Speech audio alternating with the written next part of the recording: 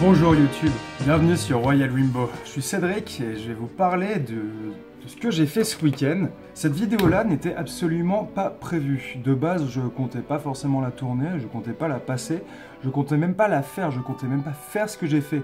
En fait, c'est parce que ce week-end, j'ai eu une grosse soirée avec des copains, du coup, j'avais ramené un de mes moteurs.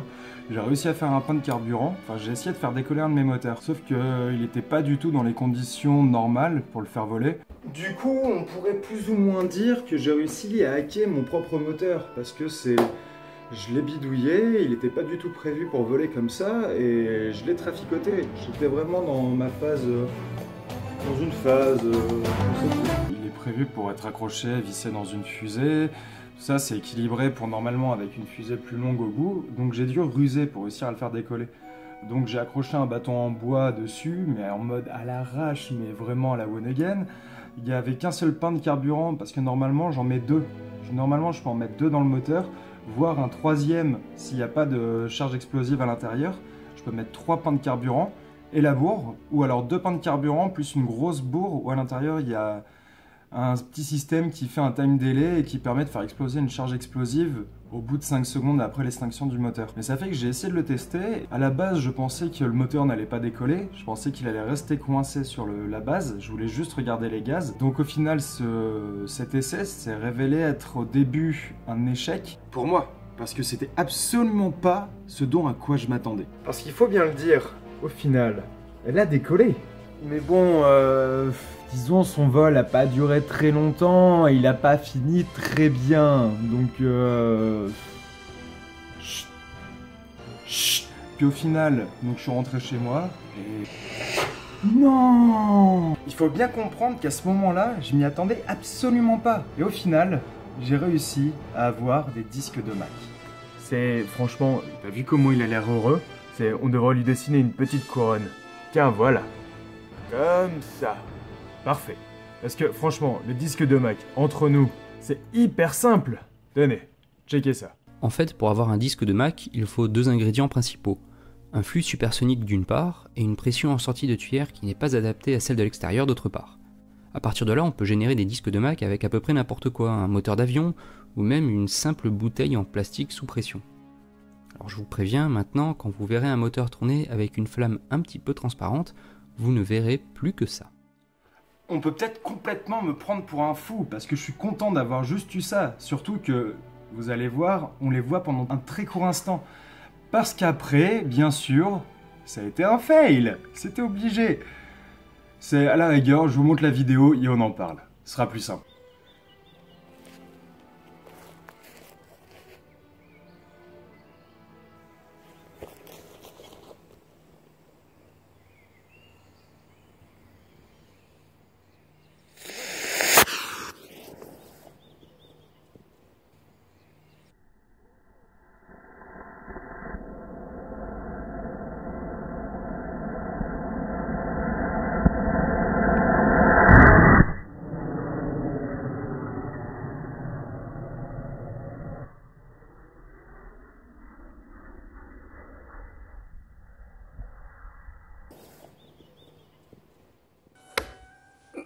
Voy a la playa, había subido la marea.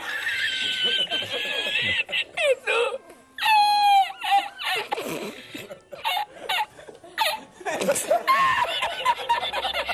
Jesús. Había subido la marea con triple paella.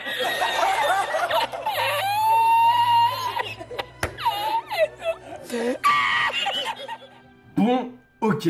Le vol se compte en secondes et il a été horriblement court. Elle a même pas fait 2 mètres de haut, ce qui est vraiment minime. Mais bon, on en tire un paquet d'informations grâce à la série d'images de cette vidéo. C'est dommage que j'ai pas tourné d'autres vidéos avec d'autres caméras, mais j'avais que celle-là sous la main, donc on fait avec. Ce qui est sympa, c'est qu'on arrive à distinguer très clairement toute l'évolution de l'allumage du moteur. De l'allumage des ergols, au moment où il commence vraiment à prendre feu, où la réaction s'accélère. Parce qu'il y a 2 types de combustion, une lente, une rapide. C'est pour toutes les choses qui prennent feu. D'ailleurs, l'essence, quand elle brûle, c'est la combustion lente. Quand elle explose, c'est la combustion rapide. C'est pareil pour les ergols. Et on voit très clairement quand les ergols s'accélèrent sur cette image. Pourquoi? Parce qu'on arrive très clairement à voir les disques de Mac. D'ailleurs, je vous remets un petit extrait de Technique Spatiale pour que vous sachiez de quoi on parle. On revient un instant au décollage avec cette vidéo d'un test au banc d'essai du moteur Raptor de SpaceX.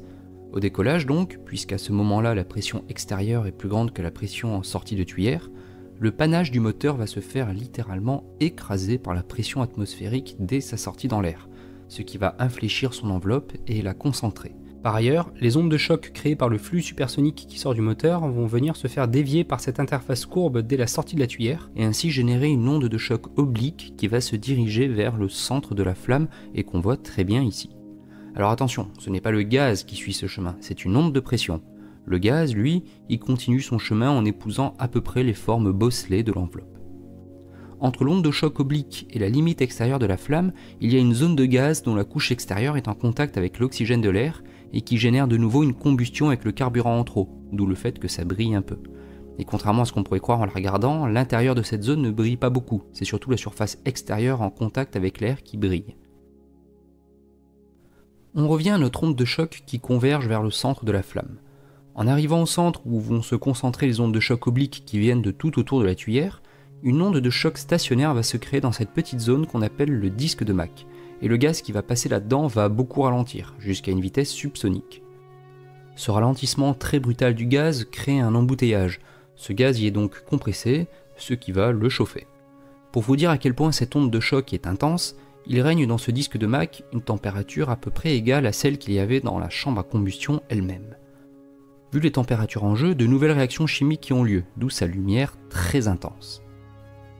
La pression du gaz atteinte dans ce disque de Mach est plus importante que la pression de l'air ambiant, donc au-delà, les gaz vont se dilater et réaccélérer, et l'enveloppe va se regonfler derrière lui. En plus de ça, l'onde de choc qui s'était concentrée dans le disque va y rebondir et repartir dans la direction opposée. Sur son chemin, elle va venir taper sur l'enveloppe qui était toujours en train de se rétrécir, et donc cette onde de choc va elle aussi repousser l'enveloppe vers l'extérieur.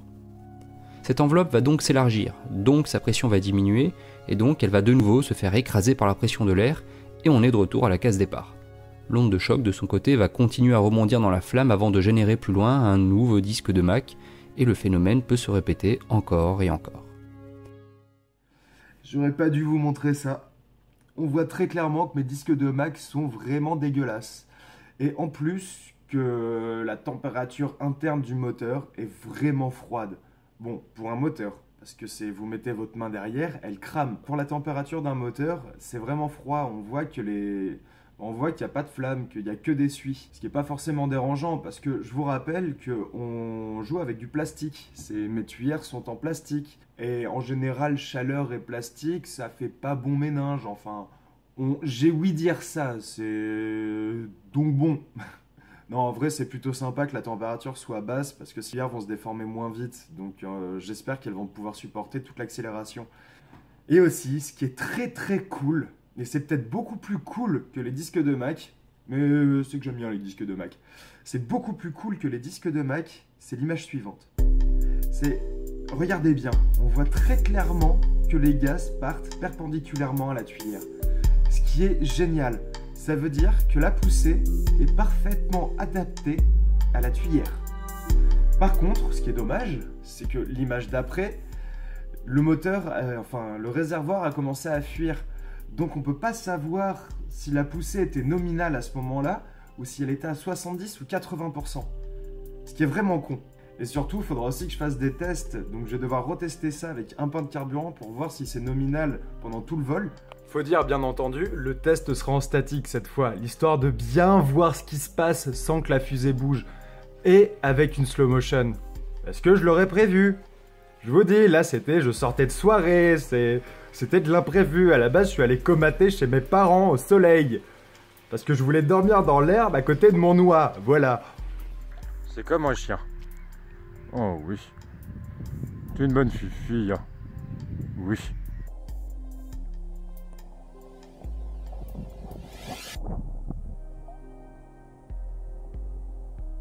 Et surtout, il va falloir que je vois avec 2 et 3 pains de carburant si la poussée est aussi nominale. C'est parce que je vais devoir peut-être changer le profilet de la tuyère. Enfin, on verra ça dans les prochains tests. Juste comme ça, regardez l'eau voler sur ces photos. Parce que oui, dans la bouteille, j'avais mis de l'eau, parce que pour pas m'embêter, pour pas m'embêter avec un extincteur à côté, tout ça, enfin, ou un gros pack d'eau, j'ai préféré juste mettre de l'eau dans la bouteille, comme ça j'avais de l'eau sous la main. Bon, ok, elle a créé une résistance, mais c'est pas ça qui a fait exploser le moteur. Et c'est cool parce qu'on la voit voler. Donc bon, c'est cette petite fusée, parce que j'ai réussi à la retrouver, elle a pas explosé, vu que c'est juste la bourre qui était en haut qui a réussi à se barrer. Attendez, j'en ai une seconde. Hop. J'en ai là-dedans, j'ai ce qu'il faut. Faut savoir qu'en fait, ma bourre, c'était une comme ça. Parce que comme j'avais mis qu'un seul pain de carburant, qu'un seul petit pain de carburant, je me suis dit que ça servira à rien de mettre une énorme bourre. Parce que normalement, elles sont grosses comme ça, mes bourres. Je pense que normalement, mes bourres grandes comme ça, elles auraient dû tenir. Parce que font bien la taille du moteur, elles auraient dû tenir. Bon, celle-là, c'est la tasse, mais normalement, elles sont aussi grandes que ça. Sauf que là, j'en ai mis une aussi fine que celle-là. Donc, il y a un peu l'edge. Et au final, bah, elle s'est fait littéralement tirer. Parce que le carburant, du coup, comme on peut voir dans la vidéo, a commencé à bien brûler, les gaz ont commencé à être éjectés, sauf que la pression est devenue trop forte dans la chambre et ça a réussi à déloger cette pièce. Du coup, la pièce a commencé à partir, et bon, bah, une fois partie, elle avait de l'inertie, et elle est partie, elle a volé. Je l'ai vu voler, c'est ça le plus marrant, je l'ai vu partir. Mais j'ai pas réussi à la retrouver. Donc, j'aime bien parce qu'on peut voir l'état du moteur. La tuyère, même si ça a brûlé, pas pendant très longtemps, on voit qu'elle a quand même souffert. Ce que j'aime bien, on voit qu'il y a des erreurs de combustion, pas des erreurs de combustion, des turbulences dans la tuyère, parce qu'on voit qu'ici ça a été brûlé à certains endroits. En fait, c'est dû à des petits morceaux de plastique qui étaient restés collés. Je sais pas si on arrivera à les voir. Tiens, j'essaierai de les mettre en photo. Aussi, juste comme ça, regardez bien l'intérieur de la tuyère. Ce qui est cool, bon, ça n'a pas brûlé pendant très très longtemps. Mais ce qui est sympa, c'est qu'on voit très clairement que le fond n'a pas brûlé. Ça veut dire que la paroi entre le réservoir et la tuyère a tenu. Je pensais qu'elle allait se faire souffler assez rapidement. Et d'ailleurs, même sur l'autre image, on distingue très clairement que l'intérieur du conduit n'a pas été brûlé. Du coup, il y a ça qu'il faut que j'arrive à résoudre. Mais ma tuyère, je la pensais peut-être un peu trop grosse, pas assez bien designée. Et au final, elle mérite un autre essai parce que c'est... Je suis plutôt content de celui-là, surtout que je m'attendais vraiment pas à un décollage de base. Je m'attendais plus à un burn sur place suivi d'une explosion en fait. En fait, j'ai eu le droit à un décollage explosif. C'est cool, je m'en plains pas. C'était tout pour aujourd'hui. N'oublie pas de lâcher un petit pouce bleu, ça aide pour le référencement de la chaîne. Puis bon, si t'es chaud, t'as qu'à t'abonner, ça aide toujours. En tout cas, je vous dis à une prochaine. Salut. EAS et pour la PEG, à nouveau le next selfie. C'est Paris 95, ma lingoistique funky a mûri dans le sous-sol de la capitale. Revoici le MC caracolant sur l'instrumental SEI. Prochaine mission que les gens kiffent notre son par millions. Ascension contrôlée, donc retiens le nom, la fonction. Sur ce long fleuve tranquille, je slalom parmi les tourbillons. Prône la raison plutôt que la violence, mais attention.